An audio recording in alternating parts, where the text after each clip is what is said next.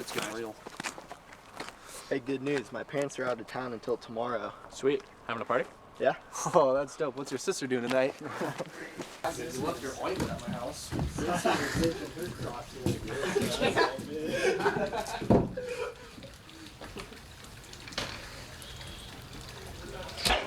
Hey, what's up? Come on in. How's it going? Pretty good. Good.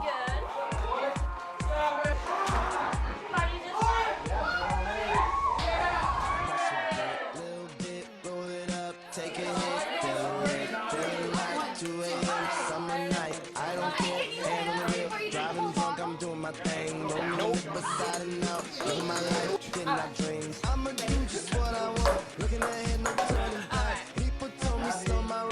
I'm screaming out fuck. Yeah, hit me. I'm screaming out fuck that. I'm screaming out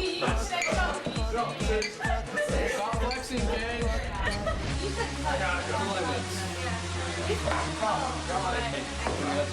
I got it.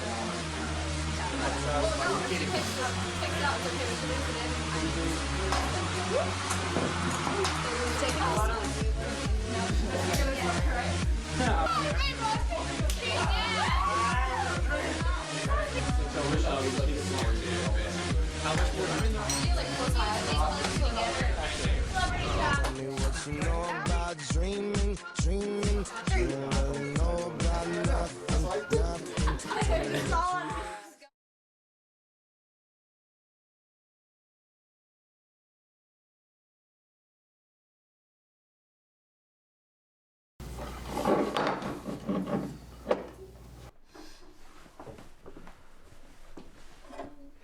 Lee, it's already 2 a.m. Oh my god. Hey, let's get out of here. Go. Come on, it's late. Go. Come on, go. Come on, go. Caleb, get up. I'm sleeping there. Caleb. That's my bed. Come on. Come on. Jesus Christ, somebody's gonna get us nut. Come on. It's in the party, Lee.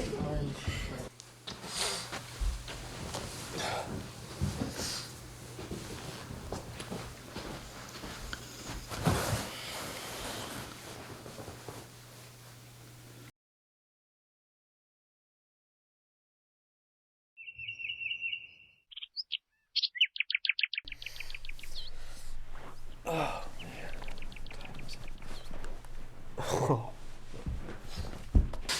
come on, kid. Wake up. We gotta go to school.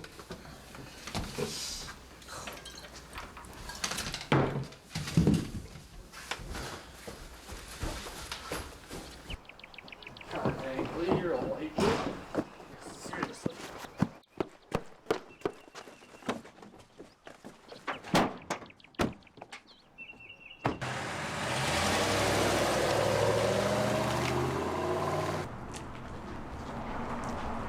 What's up, Gracie?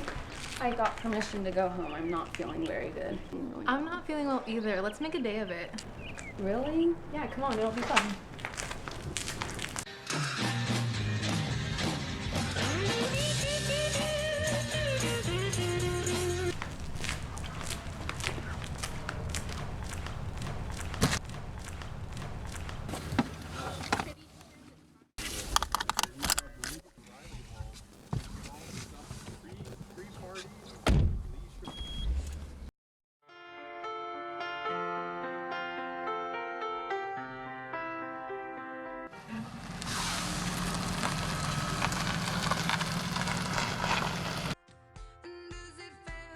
You rose to claim it. It was dark and I was over.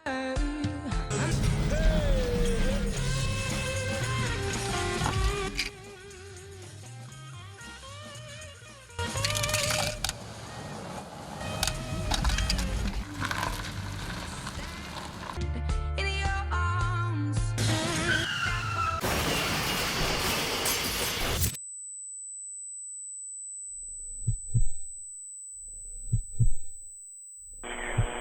What are you reporting? There's a really bad crash. It's out in front of the high school. Okay, which high school's in front of? I'm in front of Ferndale High. Okay, how many vehicles are involved? There's two. Okay, do you know how many people are in the car? There's like 4 or 5. In each car or in one car? I don't know. Okay.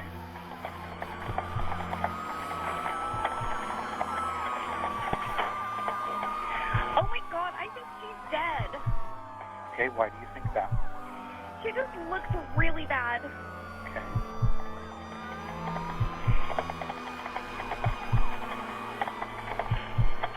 And could I get your name, please? My name is Debbie. Okay, is anybody moving in any of the cars? I don't see anybody moving. It looks really, really bad. Okay, we're going to get officers and fire an ambulance on the way, okay? Okay, please hurry.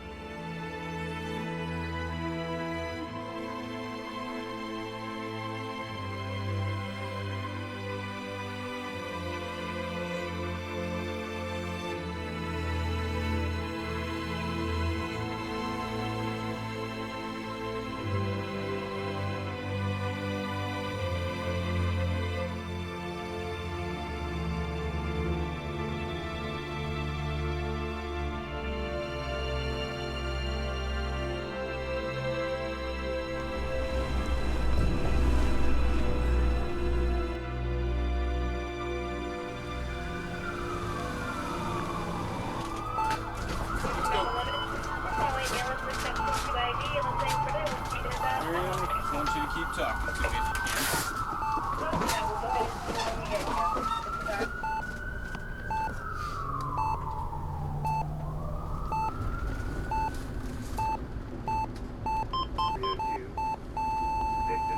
Marianne?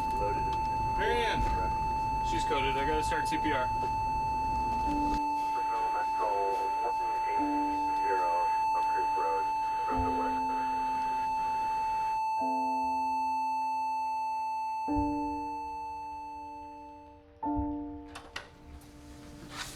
Okay, so Sean, we're gonna come down the end of this hall, okay? And just beyond this door.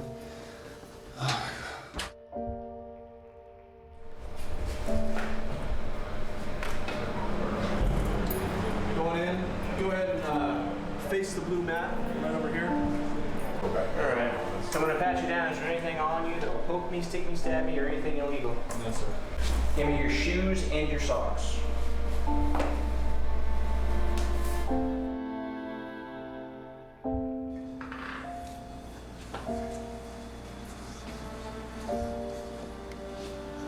John, is this your guy? Yeah. I'm so sorry.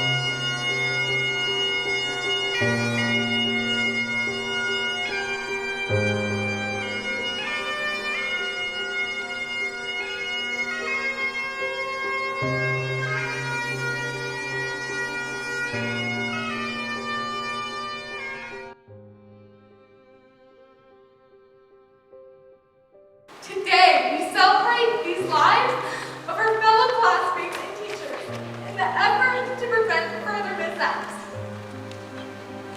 Please welcome to the stage Leo Riley to read the poem Death of Innocence.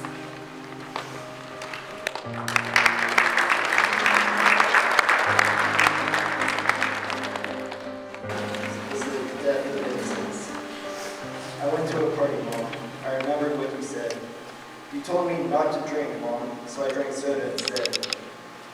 I really felt proud inside, Mom, the way you said I would. I didn't drink and drive, Mom, even though the others said I should. I know I did the right thing, Mom. I know you're always right. Now the party is finally ending, Mom, as everyone drives out of sight. As I got into my car, Mom, I know I'd get home in one piece. Because of the way you raised me, Mom, so responsible and sweet. I started to drive away, Mom, but as I pulled onto the road, the other car didn't see me, Mom, and hit me like a load. As I lie here on the pavement, Mom, I hear the policeman say, "The other guy is drunk, Mom, and now I'm the one who will pay." I'm lying here dying, Mom. I wish you'd get here soon. How come this happened to me, Mom? My life bursts like a balloon. There's blood all around me, Mom. Most of it is mine. I hear the paramedics saying, Mom, I'll be dead in a short time. I just wanted to tell you, Mom, I swear I didn't drink. It was the others, Mom. The others didn't think. He didn't know where he was going, Mom. He was at the same party as I. The only difference is, Mom, he drank and I will die. Why do people drink, Mom? It can ruin your whole life. I'm feeling sharp pains now, Mom. Pains just like a knife. The guy who hit me is walking, Mom, and I don't think it's fair. I'm lying here dying, Mom, and all he can do is stare. Tell my brother not to cry, Mom. Tell Dad to be brave. When I get to heaven, Mom, write our son on my grave. Someone should have told him, Mom, not to drink and drive. If only they'd have taken the time, Mom, I would still be alive. My breath is getting shorter, Mom. I'm becoming very scared. Please don't cry for me, Mom, because when I needed you, you were always there. I have one last question, Mom, before I say goodbye. I didn't ever drink, Mom, so why am I the one to die? This is the end, Mom. I wish I could look you in the eye. To say these final words, Mom, I love you. Goodbye.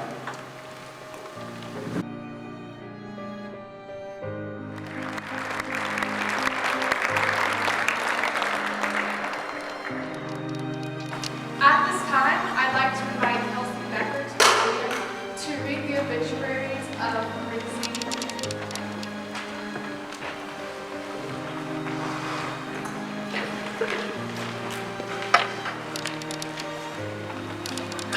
Passed away yesterday, May 12, 2016.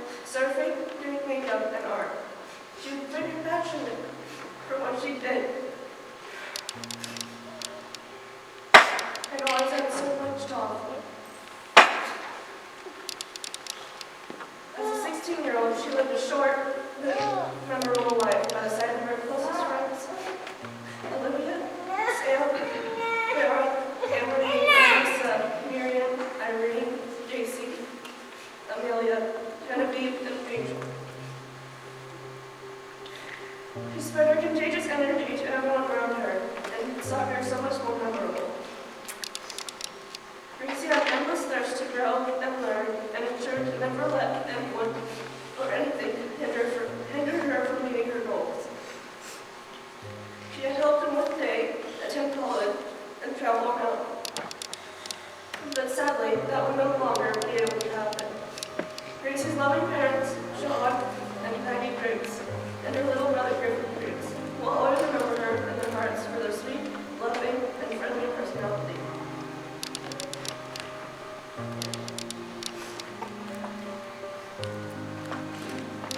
Miriam Lizette Alvarado, age 15, born October 25th, 2000, passed away in an alcohol-related incident in the city of Ferndale.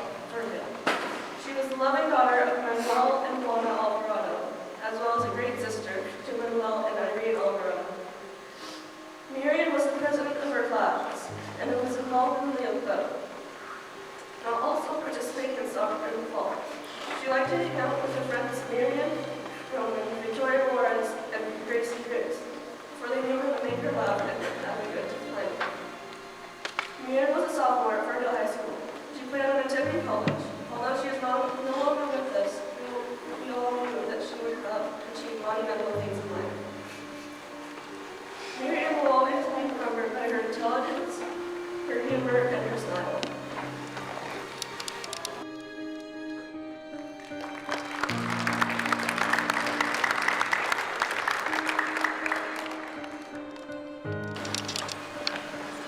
Thank you, Kelsey.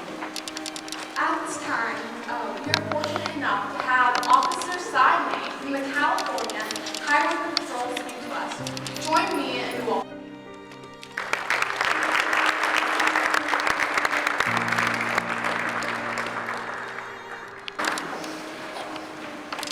My tissues out.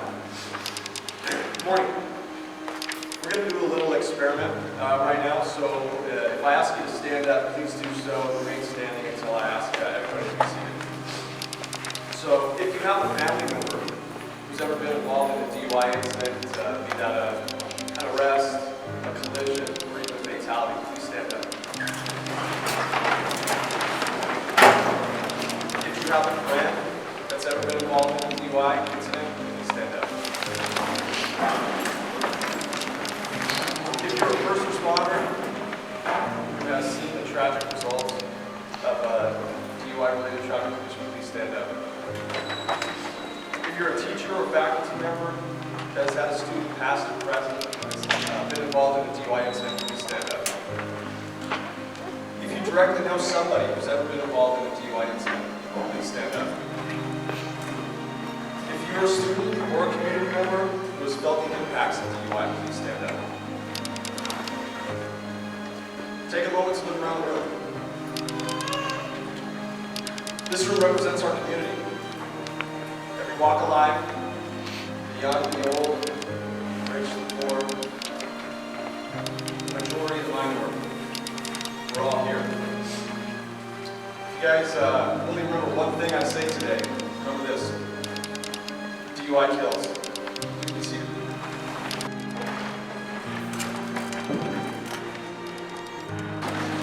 Over 8 years ago, I made the decision to pursue a career in law enforcement.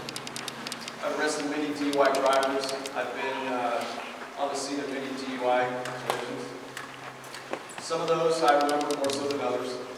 But one, I'll never forget. It was the first time I had to tell a person that their loved one was not going to come home.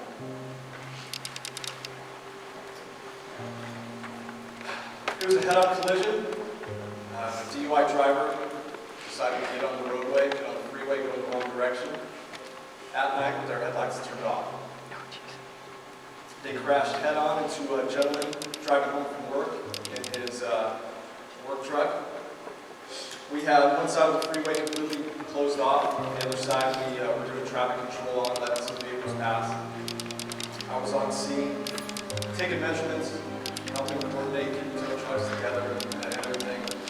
And I look over and I see a vehicle pull into our closed off area. So I walk toward the vehicle to go tell the driver, hey, I'm sorry, you can't park here. We're conducting an investigation. As I'm walking over there, I noticed the driver, an older woman, gets out of the vehicle. I can see the look on her face. She looks past me. She looks almost through me to the manual vehicles behind me. As I get up to her, she frantically tells me, it's my husband's work truck. Is he okay? And at that moment, my heart sank.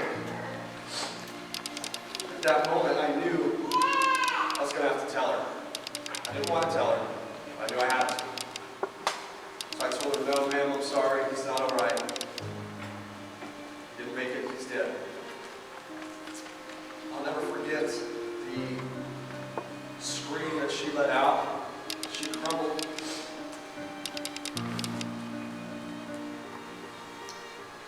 As she fell onto the asphalt roadway. I'll never forget the look of pain in her eyes. I'll never forget holding her, trying to console her as her world fell apart. Her husband, father of her children, her partner, her best friend lay dead a few feet away from her. That's not the only time I've had to tell somebody that their loved one isn't coming home due to the careless act of a reckless DUI driver.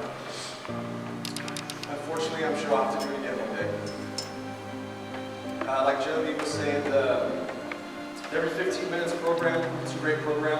People ask me, hey, does it really work? And my response is always this: if it helps one person, if it can cause one young adult or anybody to make a good decision to not drink and drive, to not drive intoxicated, to not get in the car with somebody who is intoxicated, then yes, every 15 minutes program works. It got its name because in the early 90s, every 15 minutes in this country, somebody was killed in a DUI-related traffic collision. Throughout a lot of effort and enforcement, education programs such as this, changing of laws, we've been able to change those death rates from every 15 minutes to every 50 minutes. So much better statistic, but still a number that is unacceptable. We'll conduct a meeting on the letters. Last night, the students had an opportunity to reflect on yesterday's events by writing letters. These students have expressed their feelings in being dead away from everyone that they love. At this time, I'd like to welcome Spencer Fulton to the podium to read his letter.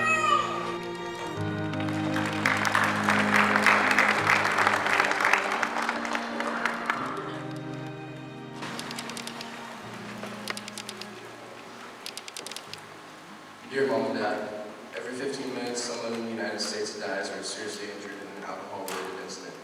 Today I died. I honestly could never dream up a better life than the one you guys blessed me. You have raised me the best way of wishing you raised. On our action have brought me around some of the best and most hardworking people I've ever met. Those people are you. Being around you, you guys have taught me hard work and how to work for something in life. I know that we fight and argue most of the time, and most of the time it's about stupid things that don't even matter. But I couldn't ask for a better set of parents.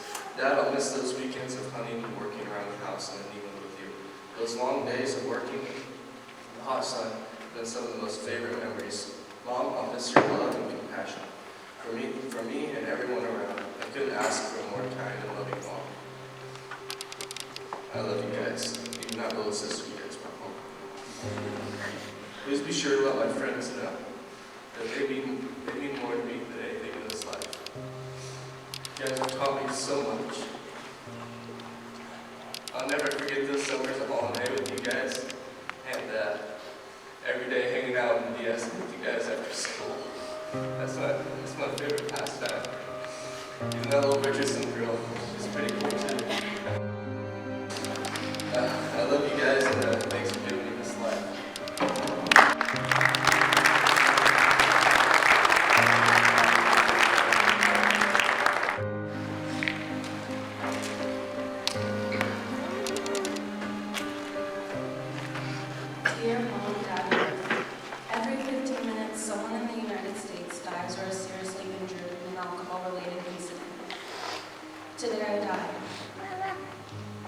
Those words feel so foreign, like they shouldn't belong to me.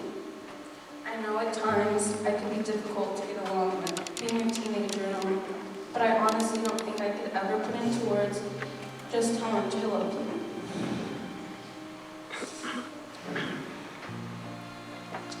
I know all three of you would go to the ends of the world for me, as I would for you. Lately, I've been reminiscing on my childhood, and I came to the realization that it was amazing. Because I had two loving parents and a loving little brother, I could always count on you guys to cheer me up. You were always there as a shoulder to cry on, and no matter how bad my day was, I knew I was coming home to three people who loved me and I loved back. I have more pleasant memories with you than there are stars in the sky, and the things I will miss about you are immense. I will miss your smiles, your laughs, your hugs. I will miss going surfing with you, Dad and Griffin. And Mom, I will miss doing errands with you and cooking with you. I will miss being able to watch Griffin grow up. I will miss having conversations on politics and conspiracies with you, Dad. Mom, I will miss joking around with you and being your sidekick all the time. I will miss my friends and our family so much. I will miss the little things too, like watching the sunsets and going to the beach, hanging out with my friends. I hope that other people can see how such a silly mistake can harm not only themselves but everyone around them as well, in ways that are hard to fathom. I hope people can learn from this mistake and know that attached to every person is a family and a love so strong. Such a dumb decision can cause so much pain and is so easily preventable. I will miss you all so much, and I love you to no end.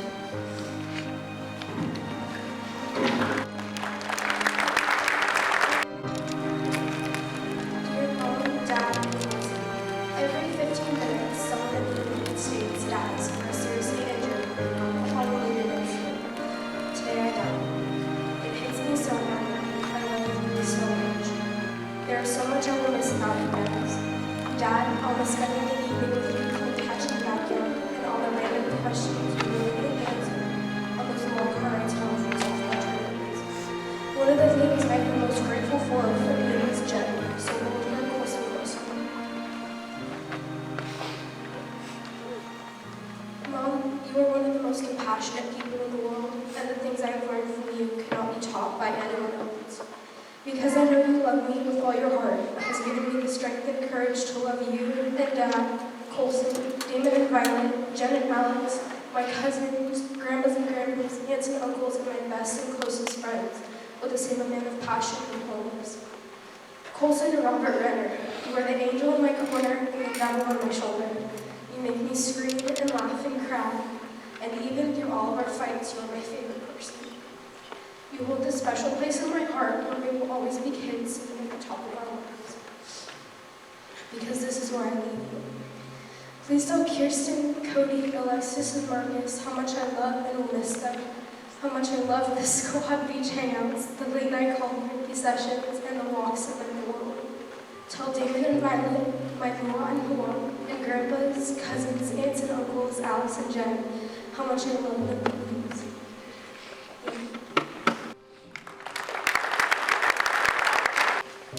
Dear Mom, and to my Marco, every 15 minutes someone in the United States dies or is seriously injured in an alcohol-related incident.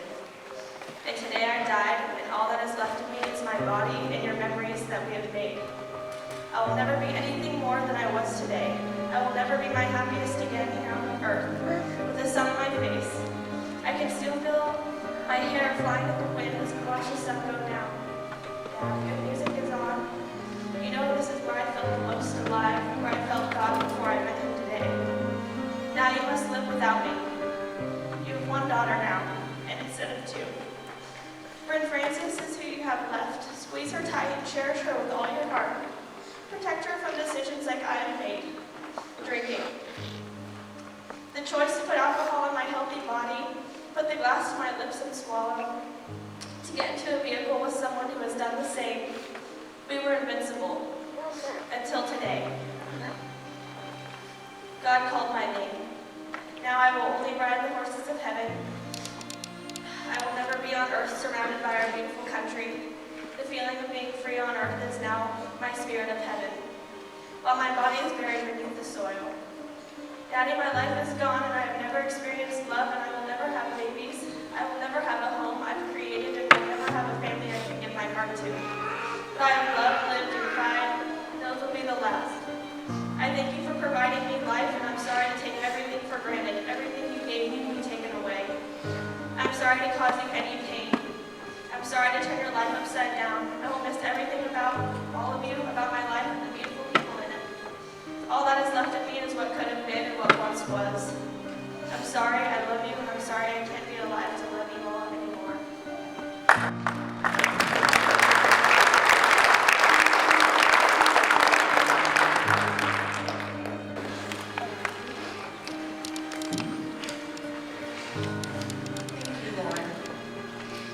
These students have been disconnected with their parents during this entire event.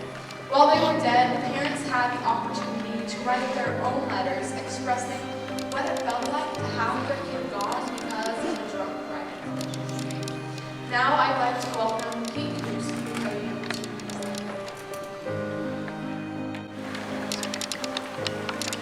My dearest Bailey, there are so many things I want to say to you, but now I can't. You are gone now and never coming back. You are the most precious thing on earth to me, Bailey. Just this morning I said goodbye to you, and that I would see you tonight, but you are not coming home. This doesn't seem real, and I'm hurting so bad. I feel dead inside. I miss you so very much, my precious daughter.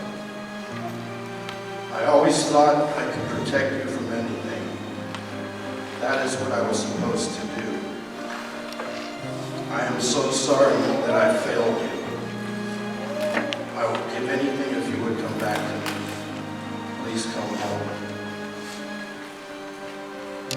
I watched you grow through many hardships. You grew and changed always for the better. You were a fighter and you loved life. You will never know how much joy you brought to me every single day. You were my baby girl, my daughter, my friend. You are gone now, and I am so sad and angry. You were taken from me by a drunk driver. Why are you gone and he is still here? You had your whole life in front of you. You were a beautiful girl. You were innocent. I don't understand. I know you are in heaven with God now. I hope you are looking down on me so you can hear this. You had a good heart and always wanted to help people who were hurting. You had tough skin but were soft as putty inside. You were a special person who would be missed by everyone you touched. I miss you so much, baby. I keep walking into your room to say hi, but you are not there. I wait for your truck to pull into the driveway, but it never does. I check my phone for text, but there is none. I can't accept that you are gone. I am empty and full of sorrow and pain. I wish there was something I could do to make you come back, but there is not. It is a nightmare that never goes away. I will always love you, and I miss you with all my heart, baby. Rest in peace, precious daughter.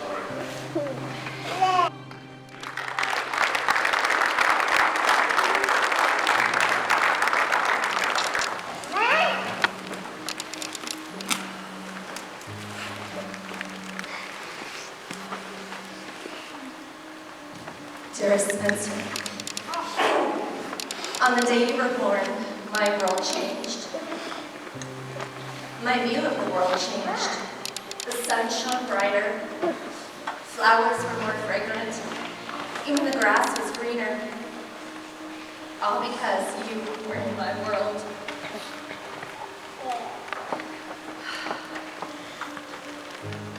Your presence in our world made everything more vibrant, more fulfilling.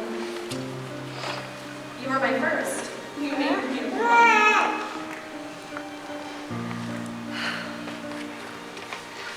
From the moment I held you in my arms, you mesmerized me. You made your dad and I a family. You brightened each and every day.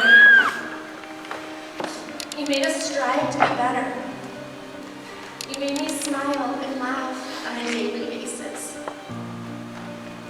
Yesterday, I was preparing myself, strategizing ways to cope without seeing you every day when you left for college this fall. Today, I'm trying to say goodbye for good. Today, I'm simply trying to catch my breath. Today marks the day that the sun began to not shine so bright. Colors not as vivid as they once were. I was one say goodbye to a part of themselves. To never hold you again. To never see your smile again. To never again watch you tormenting your sister. To never hear you walk through the door saying, "Hola, familia." To never see what you were meant to accomplish. To never tuck you in at night. To never see the man you were on your way to become. Your father and I knew you were destined for greatness. You touched so many lives. With your capacity for compassion, generosity, loyal, perseverance, and of course your quick wit and sense of humor, you were going to do amazing things. Though your time on this earth was far too short, you have left an indelible mark upon it. There is so much about you that we will miss. Your wicked sense of humor, your crooked smile, our late night talks, your hugs. I will even miss your parenting advice. You were an awesome big brother and son. You were loved beyond measure. You are still loved. You will always be my baby boy.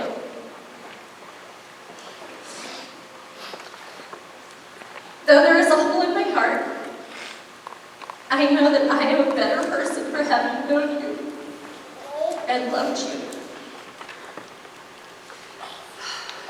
The world is a better place for having had you in it.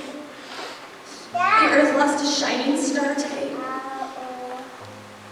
Your legacy of love and laughter will continue on.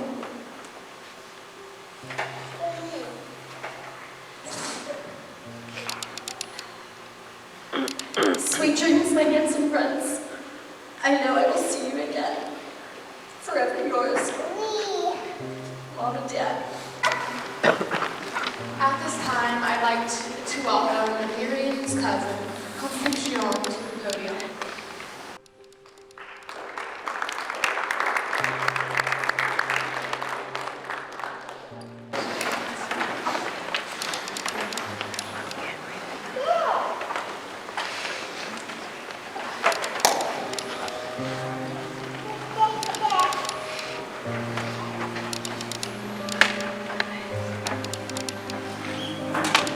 I will be reading the letter that Miriam's mom wrote for me.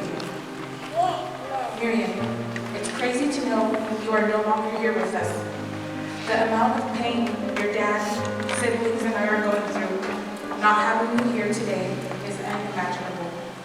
There's not a second that goes by without us hurting and wishing you could be here with us, to tell you how proud we are of the amazing young women you have grown to be. Watching you grow over the years has been one of the greatest joys of my life.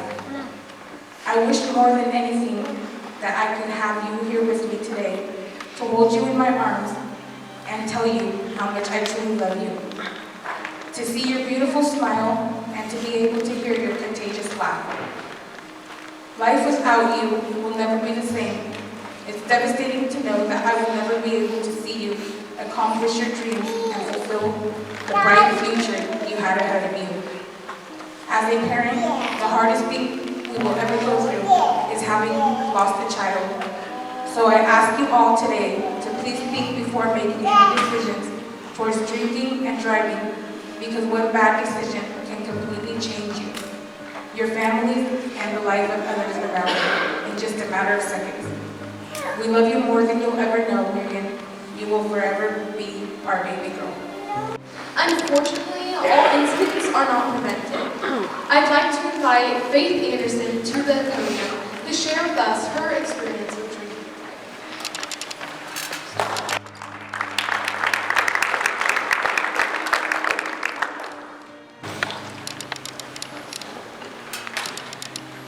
As humans, our job is to pass on good information to the uninformed before we die. Without that, our species would be flat out senseless and naive. It is the things that others teach us that guide our actions. I can only wish that this gift of guidance that I share with you today is something worthy enough for you to find valuable. The thing is, we prefer to learn some things on our own. I know that firsthand. I've made plenty of my own decisions that led to mistakes, though I've also learned many things from each of those miscalculations.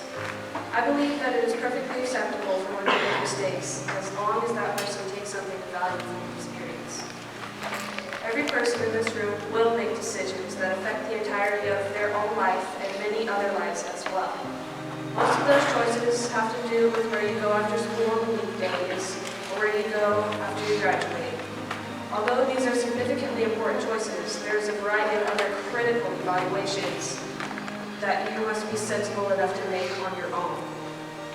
One factor that requires a great deal of consideration is safety. If you ever wish to continue to dance under a warm sky of rain and feel the water as it embraces your skin, to do a fat whip on your new dirt bike over a tabletop jump next weekend, or to gather the hearty laughter of your lively friends as you watch the waves hit the rocks and the lightning descend, or inhale the medicinal aroma of the redwoods after a recent rain and sink your teeth into a sizzling pizza slice. If you are eager to feel the heartbeat of the one next to you, safety precautions must be taken.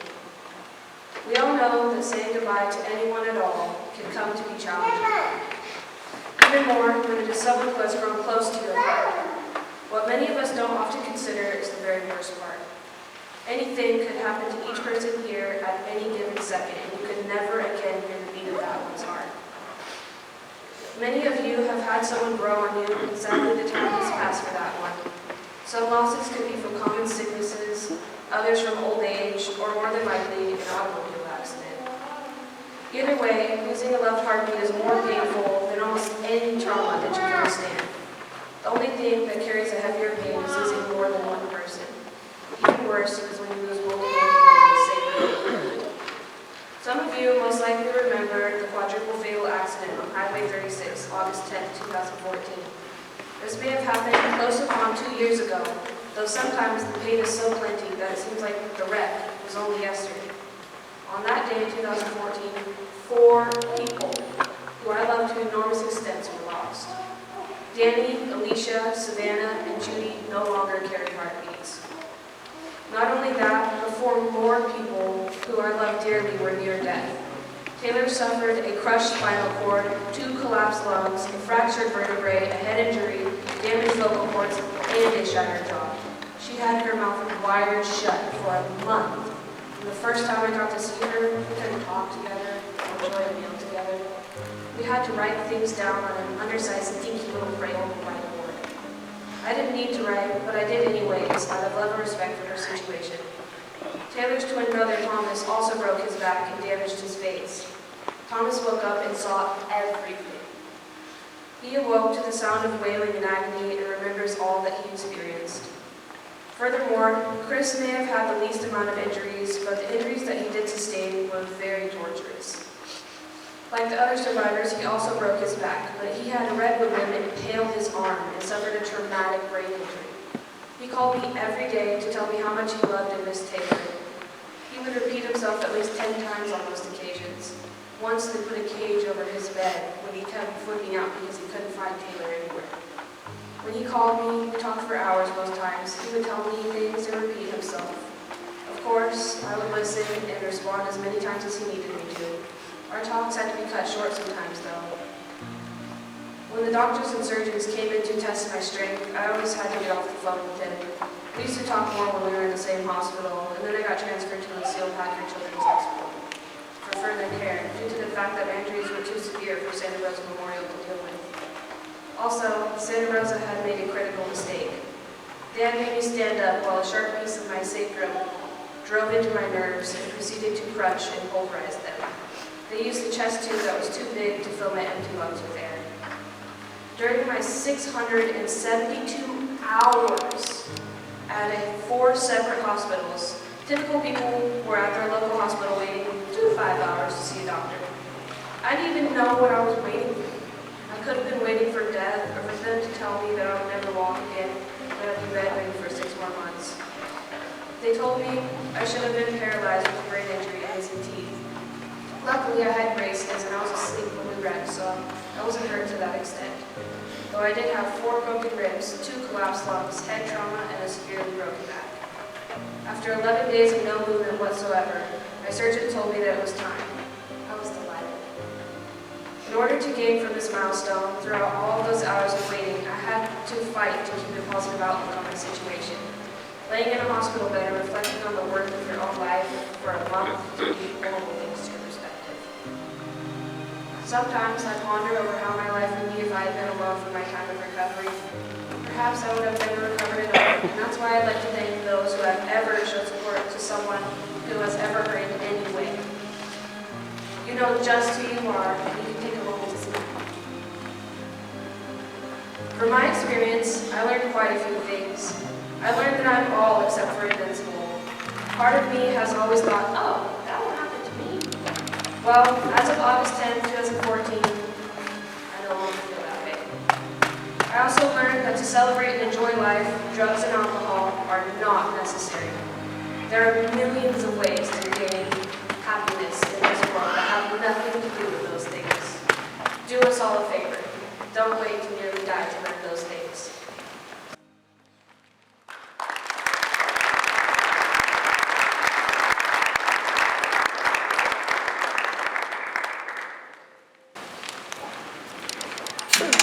Thank you, Faith. This event would not be possible without the support of countless individuals. These individuals have attended meetings, contributed extra hours outside of school, coordinated with various community members, and most importantly, taken their stance to change their lives. At this time, I'd like to recognize these outstanding individuals. Please stand when your name is called.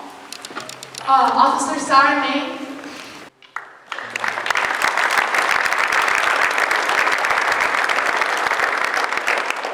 Mr. Michael.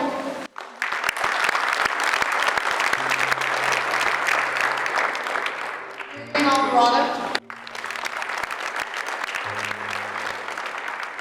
Lindsay Lester.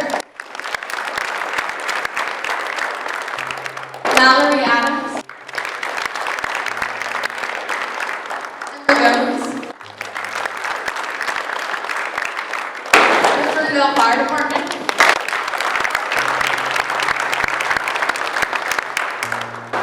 The parents of the deceased.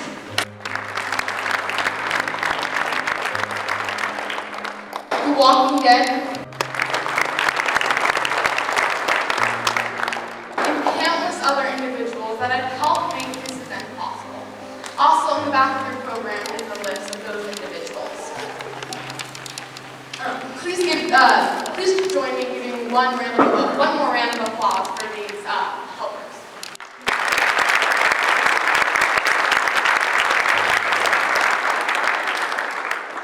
As we near into the conclusion of this event, I challenge each one of you to take a stance against drinking and driving.